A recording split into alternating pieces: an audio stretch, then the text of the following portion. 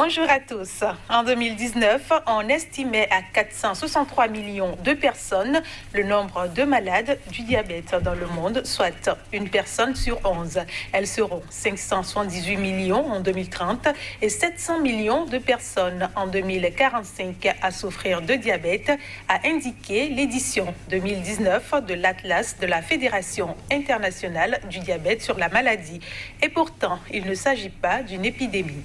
Le diabète coûte 850 milliards chaque année et représente l'un des principaux tueurs dans le monde. Que savoir du diabète? Comment lutter contre cette maladie chronique ou carrément comment la prévenir? Quels sont les symptômes selon le type de diabète et les conséquences? Comment vit-on au quotidien avec la maladie? On en parle dans votre émission. Le diabète, première pandémie de maladies non contagieuses qui nous concerne tous. Bienvenue et merci de votre fidélité. Je reçois Dr Nadège Djegbo, elle est médecin endocrinologue, et Madame Diane Kodonou Dossou, elle est gestionnaire des ressources humaines, malade du diabète depuis quelques années. Elle a accepté partager son expérience avec nous. Merci à toutes d'avoir accepté notre invitation. Merci. Je démarre avec vous, Dr Djegbo. Dites-nous, j'ai rappelé les statistiques et combien le diabète fait des ravages dans le monde et en fera encore, alors que savoir de la maladie? Le diabète est une maladie chronique non transmissible qui est caractérisée par une élévation du taux de sucre dans le sang. Maladie chronique pour dire qu'une fois déclarée, on n'en guérit pas. On vit avec le diabète, on prend des traitements, mais on n'en guérit pas. Maladie non transmissible pour dire qu'elle n'est pas contagieuse, elle n'est pas transmise par un germe, un microbe, une bactérie. Combien de types de diabète y a-t-il et quels sont ces types? Est-ce que c'est selon l'âge, les causes également? Nous avons deux principaux types de diabète, le diabète de type 1 et le diabète de type 2. Le diabète de type 1, c'est le diabète du sujet très jeune, de l'enfant, de l'adolescent, de l'adulte jeune. Et le diabète de type 2, c'est le diabète des personnes un peu plus âgées. En dehors de ces deux principaux types de diabète, il y a le diabète gestationnel, qui est le diabète de la femme enceinte. Et il y a aussi des diabètes transmis par des diabètes causés par la prise de certains médicaments. Entre autres, vous parlez de certains médicaments. Est-ce qu'il y a d'autres causes également à ce... Pour parler un peu de la physiopathologie, de ce qui cause la maladie, le diabète de type 1 a un mécanisme auto-immune. C'est-à-dire que tout ce qu'on mange se transforme en sucre dans l'organisme. Et ce sucre doit pénétrer les cellules et les faire fonctionner, les cellules musculaires et autres. Dans l'organisme, il y a le pancréas qui produit l'insuline. Et c'est l'insuline qui fait entrer ce sucre dans les différentes cellules. Dans le diabète de type 1, ce pancréas est attaqué par les cellules protectrices de l'organisme. Les cellules le reconnaissent comme un agent pathogène et puis ils l'attaquent et le détruisent. À partir du moment où environ 85% du pancréas est détruit, les 15% restants de pancréas sain n'arrivent plus à produire assez d'insuline pour faire entrer le sucre dans les cellules. Donc le taux commence à monter. Ça, c'est pour le diabète de type 1. Oui. Dans le diabète de type 2, il y a la jonction de trois mécanismes un peu plus complexes. Là, ici, il y a une insuffisance aussi de production d'insuline. Associé à ça, il y a une insulinorésistance, c'est-à-dire le peu d'insuline n'arrive pas à faire son effet sur les cellules qui lui résistent un peu. À part ça, il y a aussi une production excessive de sucre par le foie. Pour compenser, quand on est à jeun, le foie produit du sucre. Donc, dans le cas du diabète de type 2, le sucre est produit en excès. Donc, c'est la jonction de ces trois mécanismes qui vont déclencher le diabète. On sait également que des sujets jeunes, comme des enfants, peuvent faire du diabète. Et dans ce cas, est-ce que les causes sont les mêmes? Oui, les enfants font le diabète de type 1. Donc, c'est surtout le mécanisme auto-immune. Mais il faut dire que de nos jours, on retrouve aussi un diabète de type 2 chez certains enfants. des enfants un peu obèses, en surpoids. On peut retrouver aussi un diabète de type 2 chez ces enfants. Et les causes seront également... Oui, c'est les mêmes causes. Je suis à vous, Madame Dossou. Merci d'avoir accepté de partager votre expérience sur ce plateau, de contribuer ainsi à la sensibilisation sur le diabète. Il y a 3 ans, en 2017 exactement, vous avez été diagnostiqué du diabète. Qu'est-ce qui vous a alerté? Vers fin 2017. Vers fin 2017, voilà. Qu'est-ce qui vous a alerté? En fait, j'ai fait un petit palud, je crois. Oui. Et mon taux est monté. Je souffrais déjà du diabète sans le savoir. Ouais. Je traitais le palud, mais ça n'allait pas. J'entrais en hypo à chaque fois. Et c'est là, le médecin traitant m'a dit, il faut qu'on te fasse un test de diabète pour voir, parce que je ne comprends plus. Et c'est comme ça qu'il a décelé le diabète. Donc, vous n'avez pas fait attention à un signe ou à quelque chose qui pourrait... Oui, en fait, ça a commencé après la naissance de ma petite fille en 2016, où on a remarqué qu'après la césarienne, malgré le suivi, la plaie ne cicatrisait pas bien. Et j'en souffrais pratiquement pendant un certain nombre de mois. Et là, j'ai banalisé. Les gens m'avaient déjà prescrit le test de diabète. À ce moment-là, j'ai banalisé. Et c'est après ma petite crise de palud que j'ai dû faire tous les tests et ils m'ont diagnostiqué le diabète. Donc, vous avez pris une année une année. La prescription. Même après 2017, après le diagnostic, je n'ai pas vite commencé le traitement. J'ai encore banalisé, mais je me suis documentée. Le temps d'assimiler, moi, malade du diabète, je me posais des questions. Qu'est-ce qui se passe? Qu'est-ce qui ne va pas et tout. Mais après, j'ai commencé le traitement et puis ça allait. Docteur, dans ce cas, on est en face de quel type de diabète, même si elle n'a pas précisé trop avant quels sont les signes qu'elle avait déjà avec le palud, la naissance de son enfant. Est-ce que vous permettez, est-ce que vous savez, est-ce qu'on vous a dit réellement de quel type de diabète? Oui, en même temps, on m'a dit que je souffrais du diabète de type 2. Oui, c'est un diabète de type 2. Oui. Et le diabète gestationnel, c'est sûr que durant la grossesse, je ne sais pas si vous aviez fait une glycémie. Oui, qui était un peu élevée. Et j'ai été particulièrement suivie par mon médecin. Ok, voilà. C'est ça. Le diabète gestationnel peut aboutir, ça fait un pont, vers le diabète de type 2. C'est vrai que chez certaines femmes, après l'accouchement, tout rentre dans l'ordre. Mais il y a aussi des femmes chez lesquelles ça continue comme ça et puis elles sont diabétiques de type 2. Comme ça, après l'accouchement, ça continue. Oui. Qu'est-ce qui nous indique concrètement que nous souffrons de diabète? Je veux parler des symptômes. Les symptômes. OK. Les symptômes, ça varie d'un patient à l'autre. Mais la plupart du temps, c'est quelqu'un qui va beaucoup uriner, boire beaucoup. Wow. Il a tout le temps soif, il boit beaucoup, il urine beaucoup. Et aussi, il mange beaucoup. Mais il perd du poids, il maigrit, il est tout le temps fatigué aussi. C'est les principaux signes du diabète. Chez certaines personnes, ça ne va même pas se manifester. Et puis, on va trouver le diabète déjà à un stade avancé de complications. Donc, il y a des gens qui ne présentent aucun signe. Il y a aussi des petites infections cutanées. Il y a d'autres qui ont des abcès à répétition, des furoncles à répétition. Chez certaines femmes aussi, c'est des mycoses génitales à répétition. C'est un peu les signes de diabète. Vous avez eu parmi ces signes lesquels vous avez compris beaucoup. Après? Oui. Je buvais beaucoup. Je buvais beaucoup. Je me retrouvais à 3 litres, 4 litres. d'eau par jour. Je buvais, même dans la nuit, j'avais soif, j'étais obligée de boire. Dès que je buvais, j'urinais. Pour vous, c'était normal, vous éliminiez. Au finish, il faut dire aussi qu'il y a eu tel que le docteur l'a dit tout à l'heure, il y a eu des mycoses à répétition. Et puis, moi, chez moi, ça s'est manifesté au niveau de la vue, surtout. Je voyais trouble, je transpirais tout le temps. Même dans la climatisation, je transpirais, ça n'allait pas. Donc, je me suis portée moi-même vers celui qui m'a diagnostiqué ça. Il me dit, je te l'avais dit. Là, maintenant, on est obligé de te mettre sous traitement. Il faut que tu vois un diabétologue. Donc, il y a en plus des signes que vous avez cités, il y a qu'on peut avoir la vision floue. Oui, on peut avoir la vision floue.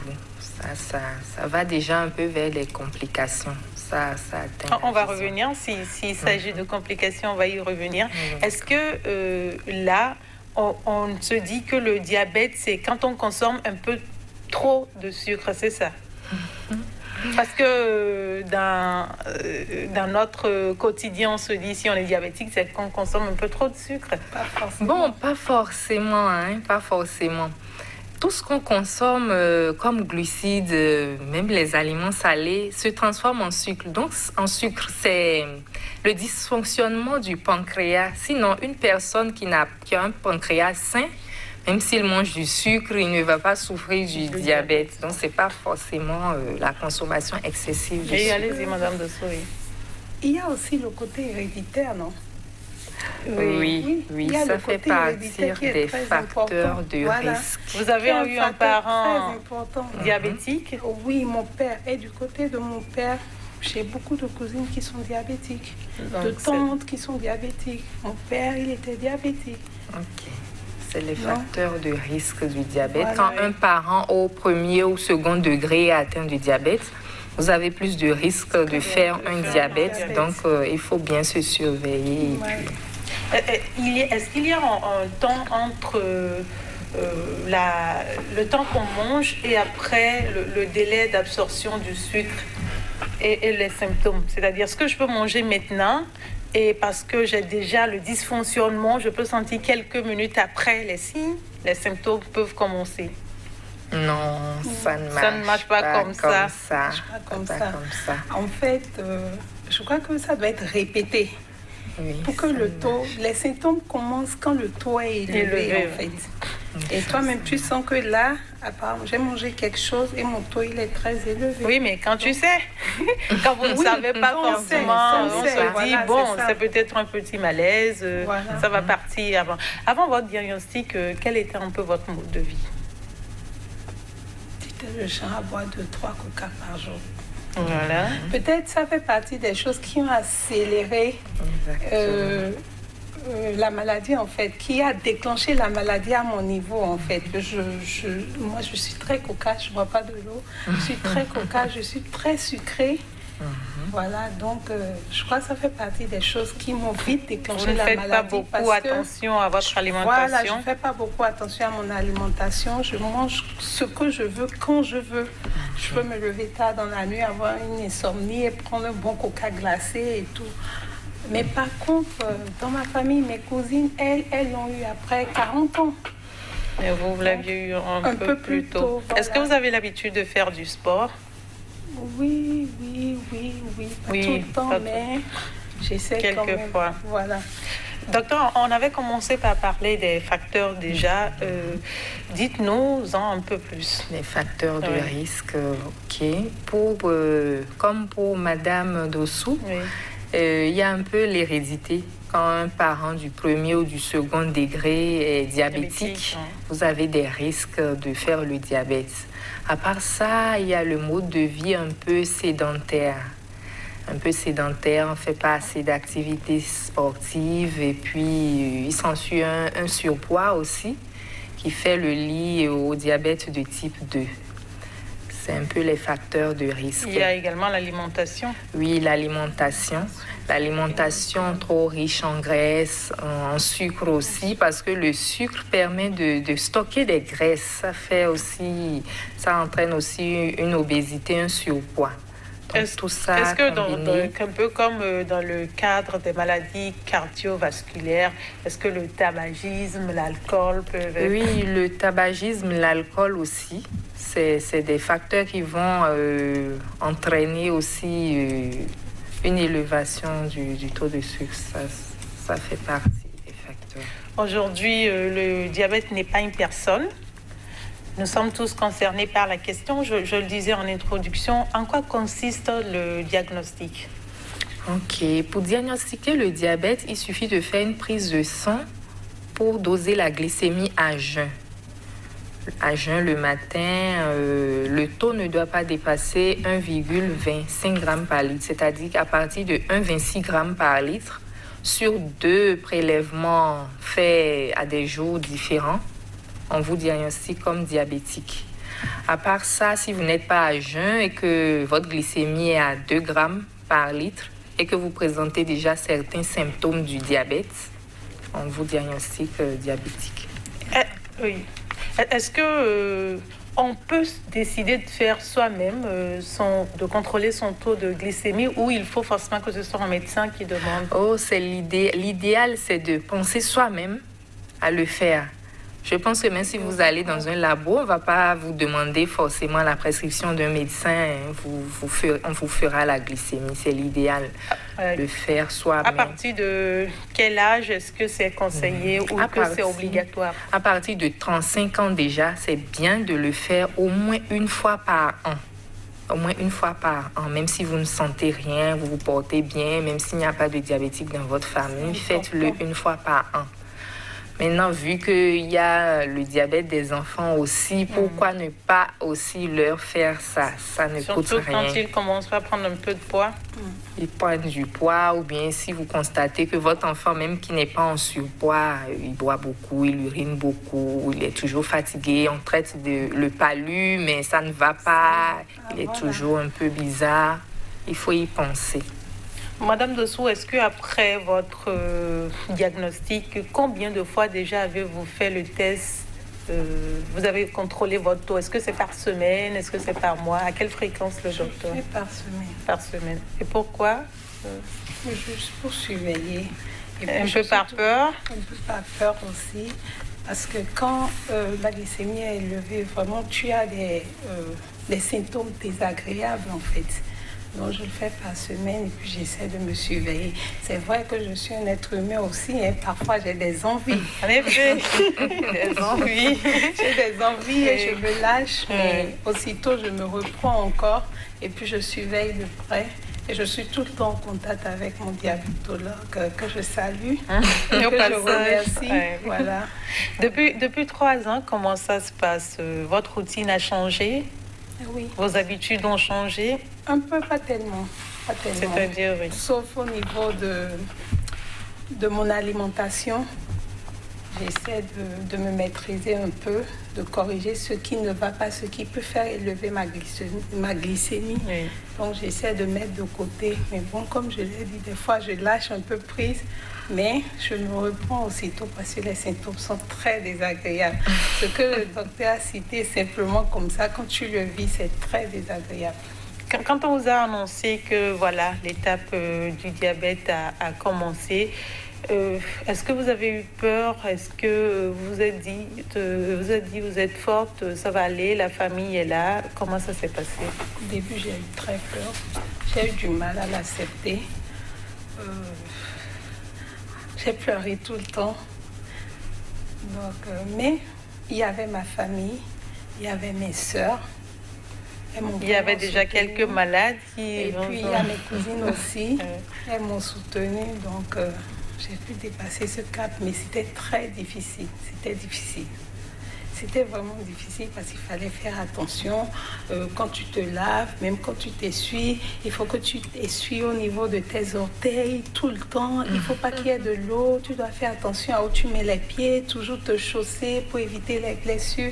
Dès que tu as un petit bouton au pied, il fallait aller chez le médecin pour voir si ce n'est pas quelque chose qui peut entraîner parce que on parle de pieds d'athlète, je crois, docteur. Oui. Voilà, donc il faut faire très attention à tout ça. Ah oui, beaucoup de choses qui nous renseignent qu'il faut bien éviter de tomber malade du diabète. Voilà. Votre traitement consiste en quoi avec le médecin concrètement? Je prends des médicaments. Et puis je suivais mon alimentation et puis ça va. Et elle me suit de près, elle me rappelle à l'ordre à chaque fois.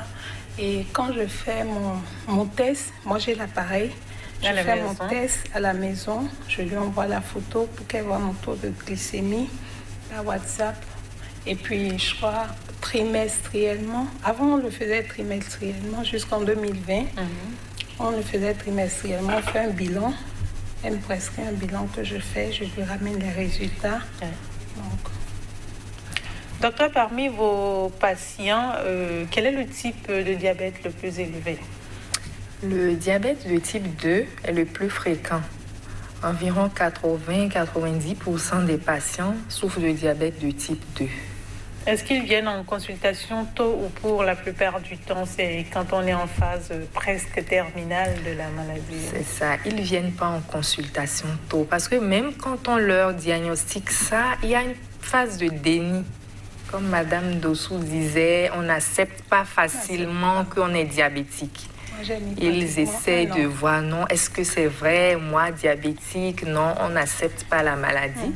Donc ça met un peu de temps avant qu'ils ne viennent. Parfois, il y a déjà quelques complications avant qu'ils ne viennent en consultation. Pour des personnes âgées, j'imagine qu'avec ces complications, il y a des choses qu'on aurait pu éviter. Éviter, oui. Si on faisait un dépistage systématique, il y a plusieurs complications qu'on aurait pu éviter. Vous avez parlé d'alimentation, Madame Dossou. Aujourd'hui, est-ce qu'il y a des restrictions? Et quelles sont ces restrictions-là dans votre alimentation? Même s'il vous arrive de lâcher prise.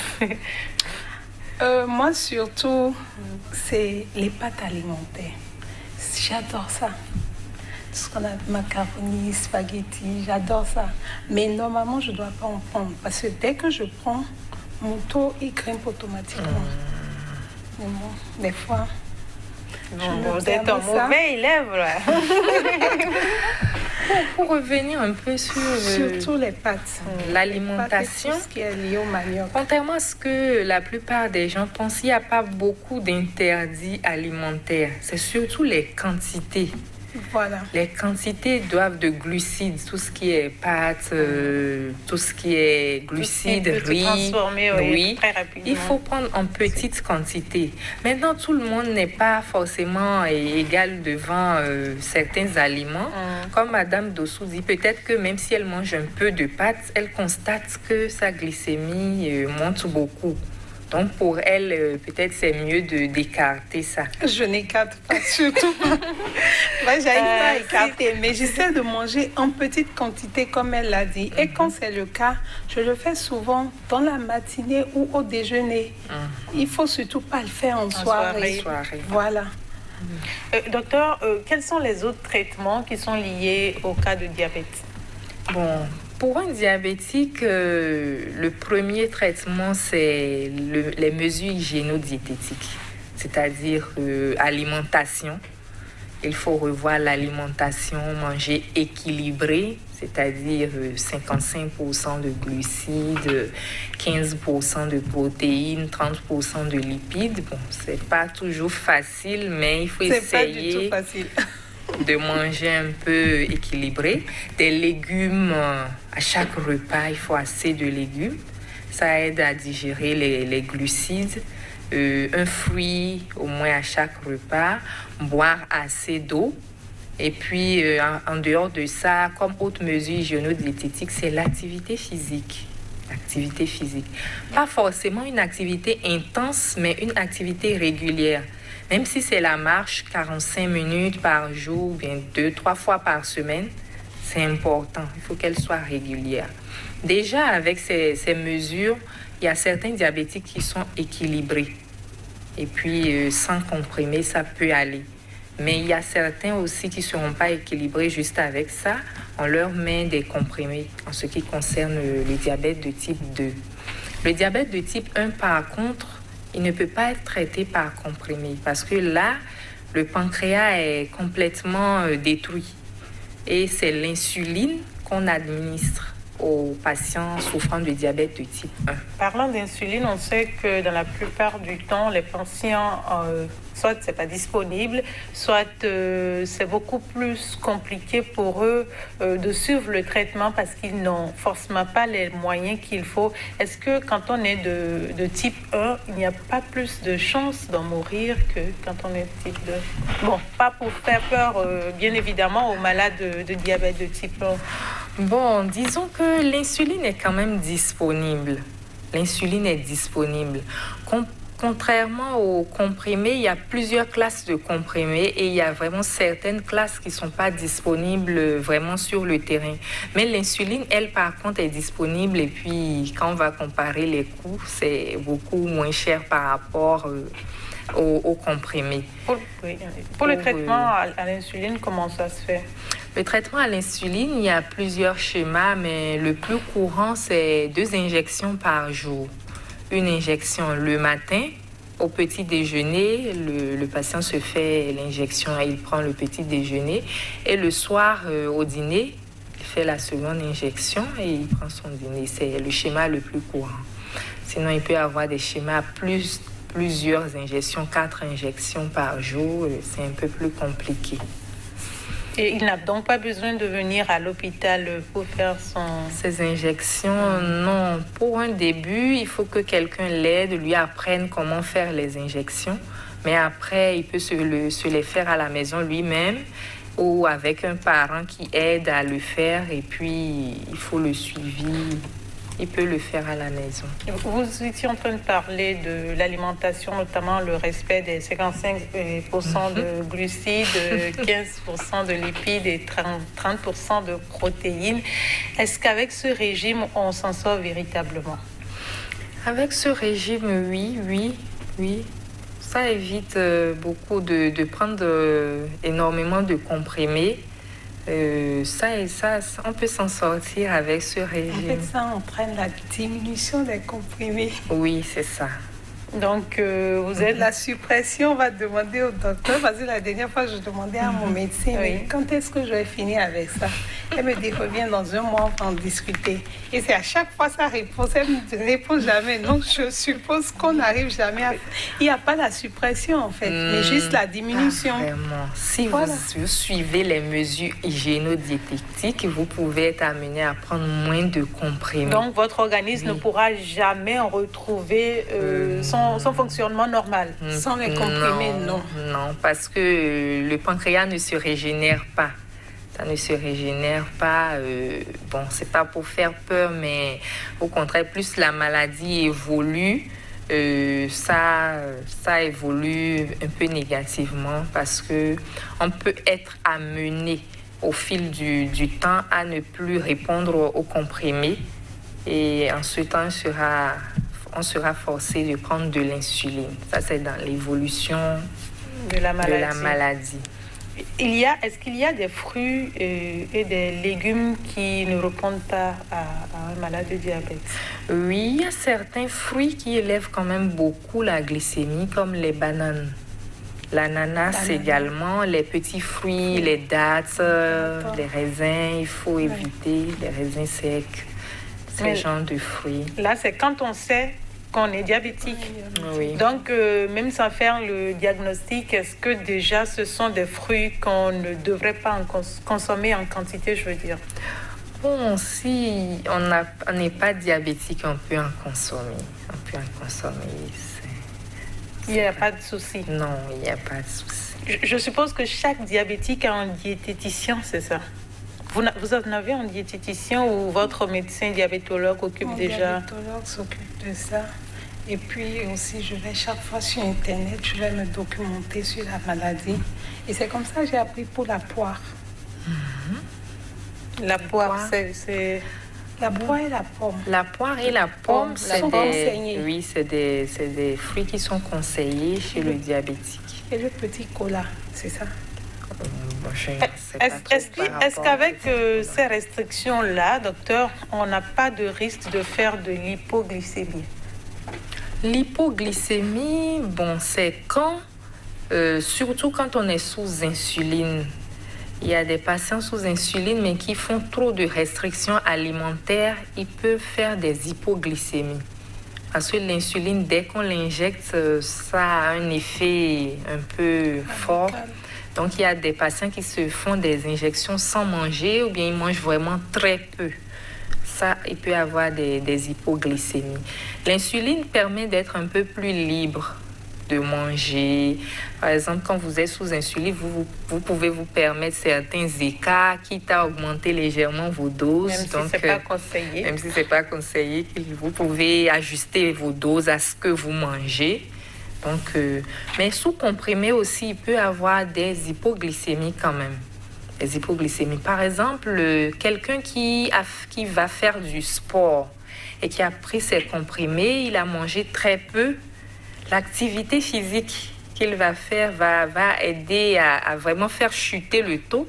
Donc, s'il a vraiment mangé très peu, il peut faire un malaise. Madame Dossou, oui, vous voulez ajouter quelque chose? Non, je suis entièrement d'accord avec ce que le docteur Quel regard aujourd'hui vous portez sur votre diabète? Quel regard je porte sur mon diabète? Oui.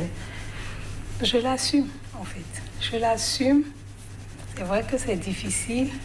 Je l'assume et puis bon, je me protège aussi. Je prends mes médicaments à temps. Et puis, je suivais mon alimentation.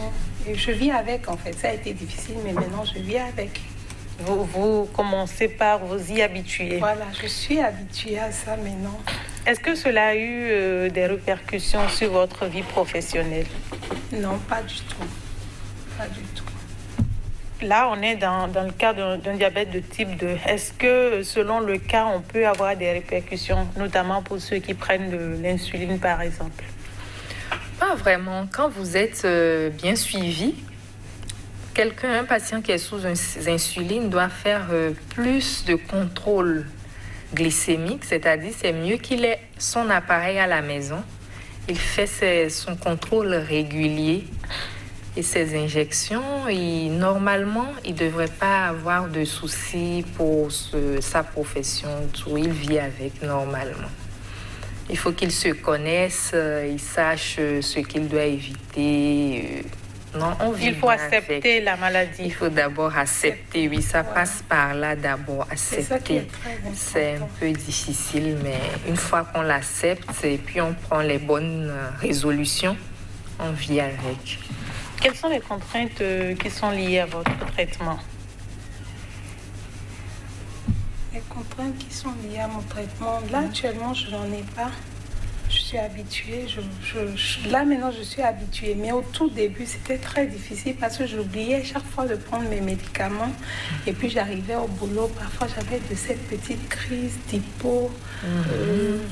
Il y avait je restais à jeun parfois quand je ne mange pas de la matinée. Et puis mon travail était un peu stressant. Donc ça agissait chaque fois sur moi. J'étais tout le temps à l'hôpital. Mais depuis que j'ai compris le mécanisme, je n'ai plus de problème. Des fois, je fais des mois sans voir mon diabétologue, par exemple. Donc.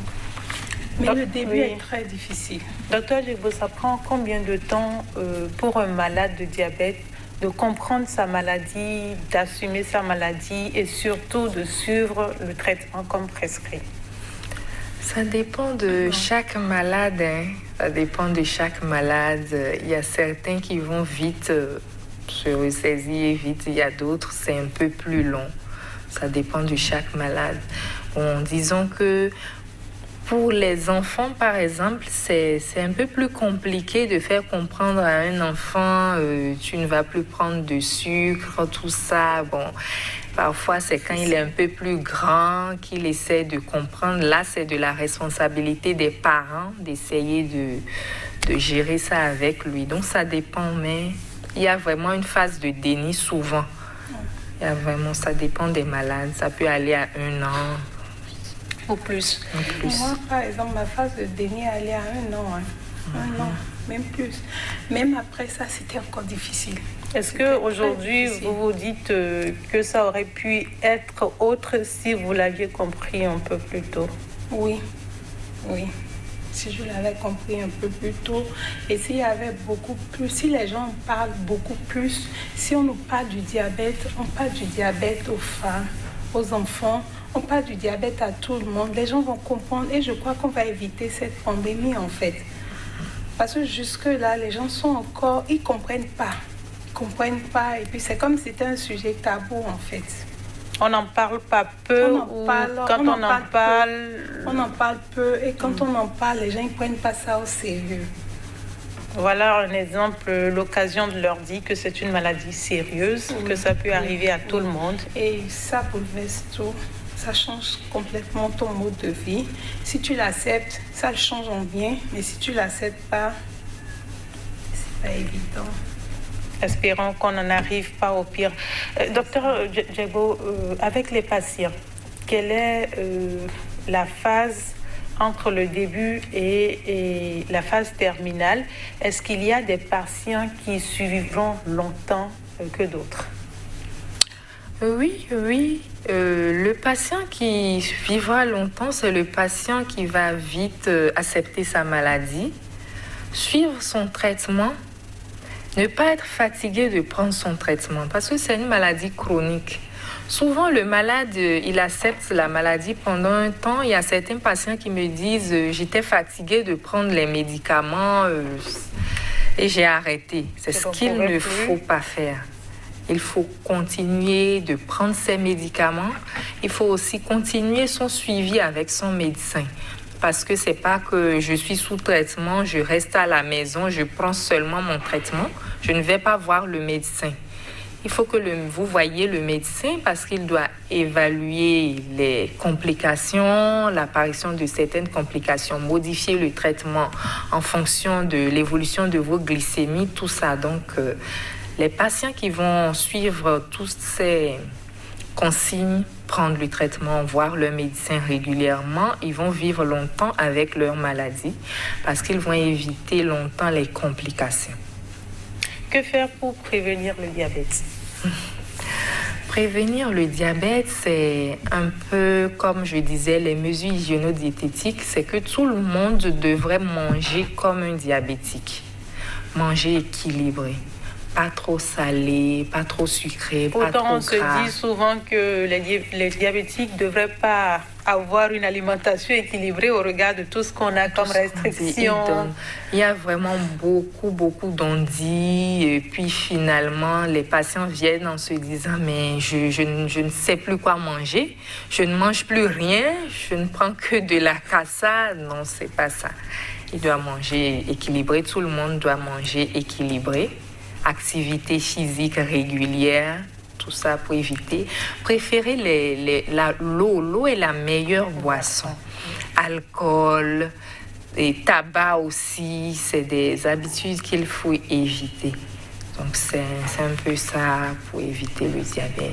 Vous avez parlé dans votre développement de complications. Vous êtes revenu plusieurs fois sans détailler vraiment quelles sont les complications et à quel degré ces complications peuvent nous nuire et peut-être entraîner la mort. Oui, il y a des complications aiguës. Les complications aiguës, c'est souvent des comas.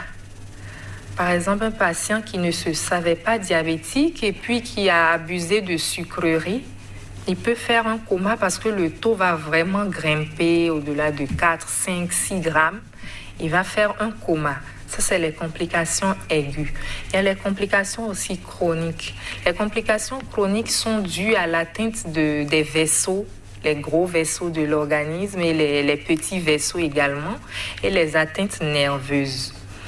Quand il y a une atteinte des gros vaisseaux, le patient peut faire un AVC, il peut faire un infarctus du myocarde, ce qui est couramment appelé crise cardiaque, c'est l'atteinte des gros vaisseaux, ou bien une artériopathie des membres inférieurs, c'est-à-dire quand il marche une certaine distance, il sent des douleurs dans le membre.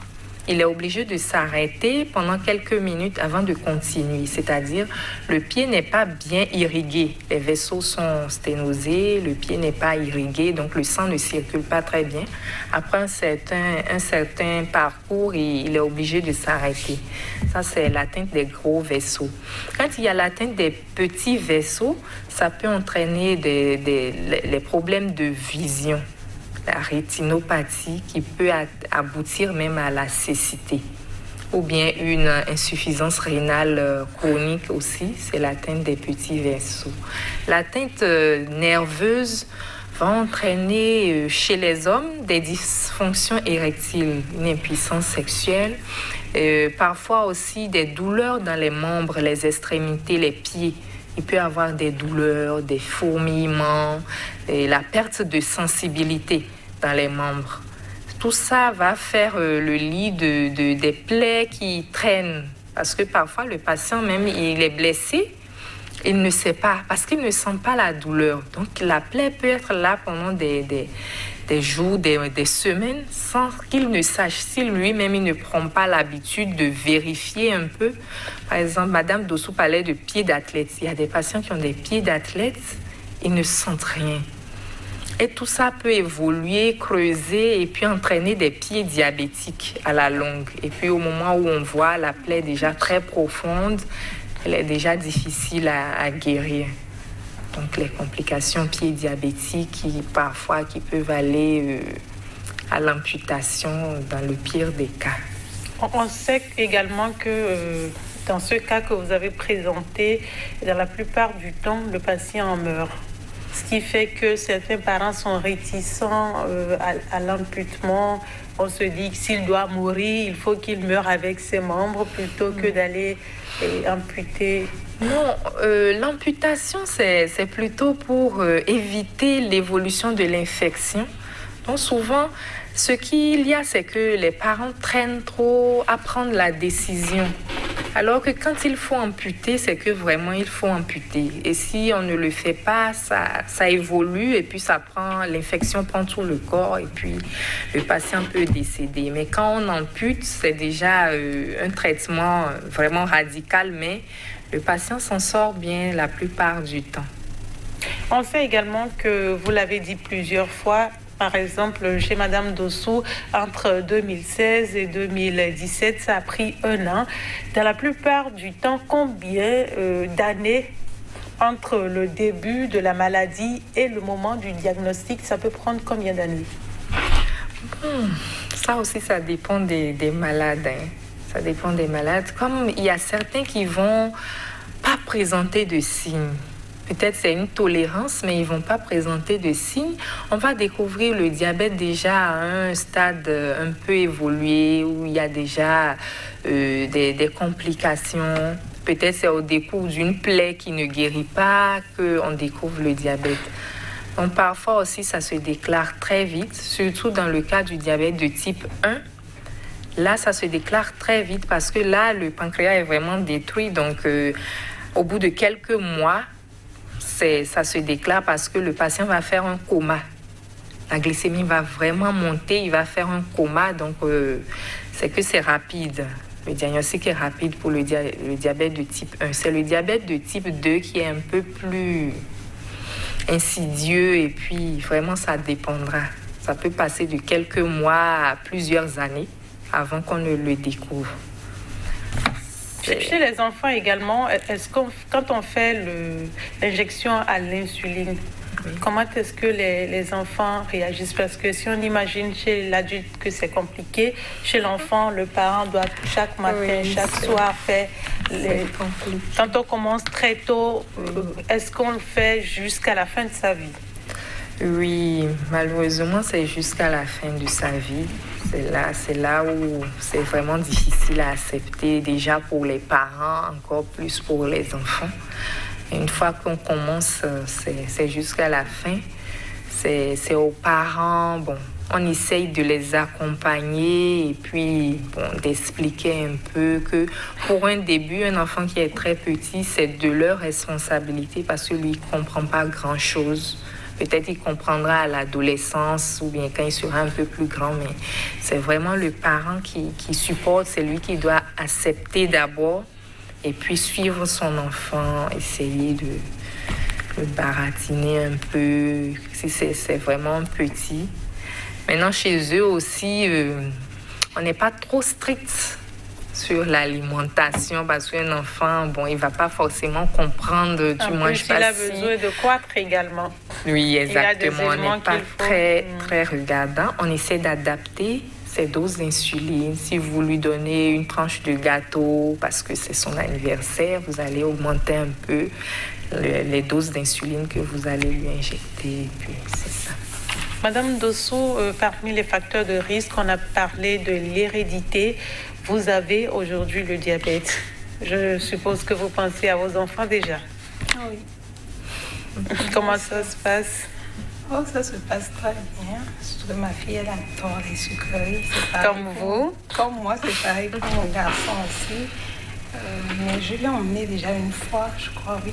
Je l'ai emmené une fois, je lui ai fait faire un bilan et c'était négatif, il n'y avait rien. Donc, je vais suivre ça de très près, en fait.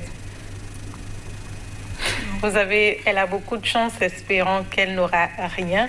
Docteur, quels sont les conseils pour finir? Nous sommes presque à la fin de cette émission. Quelques conseils pour rappeler à nos téléspectateurs que c'est important de faire attention à sa santé et de faire attention au diabète également. Oui, les conseils commencent par les mesures hygiéno-diététiques chez tout être humain, qu'il soit diabétique ou pas. Il faut regarder un peu son alimentation. Il y a des habitudes à partir d'un certain âge qu'il faut laisser manger trop tard, manger trop gras, la malbouffe. Il faut essayer de contrôler un peu ce qu'on mange. Surtout qu'aujourd'hui, on pense que manger mal, c'est manger bien. Bien.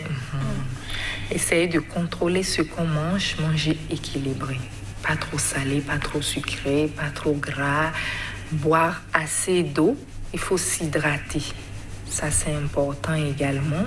L'activité physique, ça, c'est pour tout le monde, qu'on soit diabétique ou pas. Il ne faut pas être sédentaire. Il y a des gens, il faut faire du sport. Il faut faire du sport. Il faut préférer prendre les escaliers que l'ascenseur. C'est déjà un pas. Il faut faire du sport régulièrement. Même si ce n'est pas intense, il faut que ce soit régulier. Donc, il y a ça. Et puis, ce qu'on oublie, il faut se faire dépister. C'est important. Même si vous ne sentez rien, quand on a 30, 35 ans, se faire dépister, c'est important. Au moins une fois par an, il faut faire une glycémie à jeun. Si vous pouvez le faire plus, tant mieux. Si vous avez des facteurs de risque, des parents diabétiques, faites-le plus régulièrement, ça ne coûte rien. Sans oublier de le faire aussi chez nos enfants et aussi y penser quand vous avez un enfant qui est qui est souvent malade et vous traitez palu, fièvre typhoïde, ça ne passe pas. Il faut y penser. Même si le médecin n'a pas le réflexe, vous pouvez dire, bon, faites-lui une glycémie. Il faut que les parents aussi y pensent. Maintenant, aux diabétiques, ce que je vais dire, c'est vrai que ce n'est pas facile d'accepter la maladie, mais comme Madame Dossou le disait, une fois qu'on l'a acceptée, on peut vivre avec. On peut vivre avec, il faut l'accepter, prendre ses médicaments, être régulier chez le médecin. Et aussi, il y a un point que personne ne vienne vous dire que le diabète se guérit avec tel remède miracle. Parce que là, il y a ce problème. Oui. On parle de certains remèdes. Ah, si tu prends ça, tu es guéri. C'est vrai qu'il peut y avoir des remèdes dans notre pharmacopée qui vont faire baisser la glycémie, mais ce sera temporaire. Dès que tu vas aussi cesser de prendre ça, la glycémie va monter, tu n'es pas guéri. Donc, c'est comme ça, ils abandonnent leurs comprimés au profit de ces produits. Dès qu'ils arrêtent, ça peut monter en flèche. Donc, on ne guérit pas du diabète. On vit avec le diabète. Le diabète, avec un suivi régulier, on peut éviter les complications et vivre aussi longtemps que... Et vivre normalement. Normalement, oui, et longtemps. Madame Dossou, aujourd'hui, ça vous fait 3 ans que vous vivez avec le diabète, que vous apprenez à vivre, qu'aujourd'hui vous avez compris la maladie. Aujourd'hui, vous êtes apte à expliquer la maladie à d'autres personnes. Que voulez-vous leur dire? À ceux qui ont déjà le diabète, c'est comme ce que le docteur Djebo a dit, même s'il y a des plantes dans la pharmacopée, chez nous ici au Bénin, qui aident à diminuer le taux drastiquement, parce qu'il y a des plantes, ça ne veut pas dire qu'elles suppriment le diabète en fait. Donc de toujours continuer peut-être avec ces plantes et simultanément avec les médicaments. Et souvent aller chez son diabétologue et prendre vraiment la maladie au sérieux. Parce que docteur Djebo, elle doit savoir, moi j'ai vraiment peur. Quand je viens à l'hôpital, je vois qu'on ampute les gens. J'apprends qu'il y a des gens qui sont décédés du diabète. Moi, ça me fait peur. Surtout l'amputation. Il faut que les diabétiques prennent vraiment soin d'eux, fassent leur contrôle régulièrement. Et au niveau de l'alimentation, vraiment se prendre au sérieux, être rigoureux envers soi-même. Et pour ceux qui ne sont pas encore diabétiques, je leur dirais d'essayer au moins annuellement de faire le test. Et puis de se comporter exactement comme l'a dit le docteur, comme s'ils étaient des diabétiques. Pour éviter de tomber malade. Voilà. Parce qu'une fois que tu tombes malade, c'est parti pour toujours. Je voudrais rebondir sur quelque chose. Oui. Les médicaments de la pharmacopée peuvent baisser la glycémie, mais là, il faut faire attention parce qu'on ne maîtrise pas les doses. Ça peut entraîner des problèmes hépatiques, des problèmes rénaux, insuffisance rénale chronique. Donc, nous, on ne conseille vraiment pas même d'associer ça au traitement médicamenteux. Il faut faire attention et respecter. Avec les médicaments prescrits par le médecin, quand on respecte son alimentation, on prend ses médicaments à temps, on n'a pas de problème, franchement. Moi, déjà, faire la pharmacopée, j'y vais presque jamais. Je suis réticente envers ça, mais je m'en sors très bien avec mes prescriptions.